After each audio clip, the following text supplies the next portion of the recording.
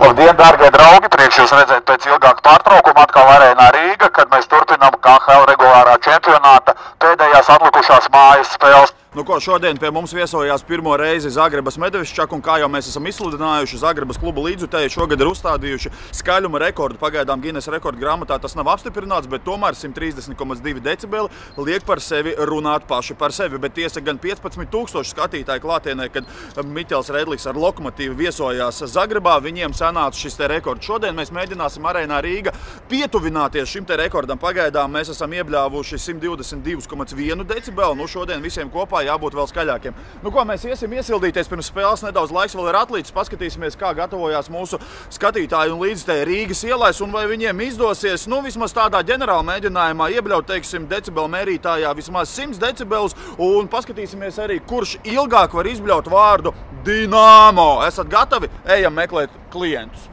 Tātad uzdevums ir ļoti vienkārši, jūs stāvat metra attālumā no manis, es jums varētu iedot arī ruporu visnībā. Dinamo!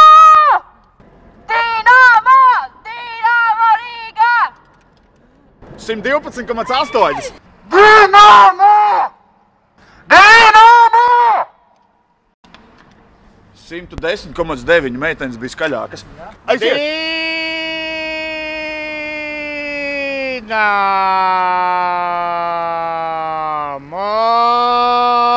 Vēl!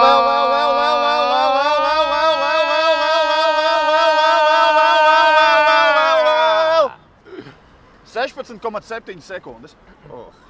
Aiziet!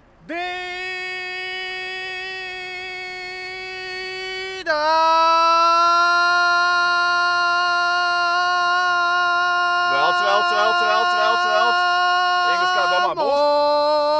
Pārspējas, man liekas, vēl. Rekords ir, un tagad tev jāuzstāda kārtīgs rekords.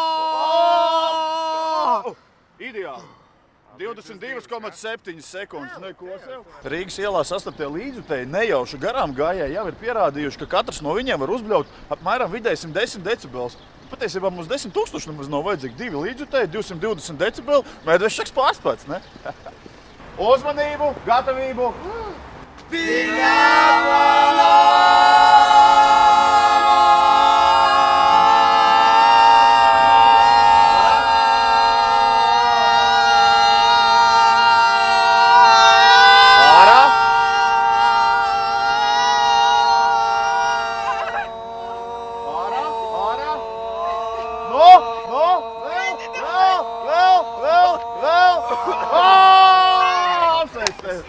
Nu ko, dārgie draugi, esam kārtīgi iesildījušies pirms vakara spēles. Paldies visiem Rīgas ielās sastaptajiem mūsu līdzjutējiem, kuri jau šodien atdeva savu balsi par Rīgas Dinamo un iesildījās jaunā rekorda veidošanai un uzstādīšanai. Spiediet laiku, ja jums patika, un ceriet mūs satikt kādreiz nākamreiz Rīgas ielās ar nākamajiem konkursiem.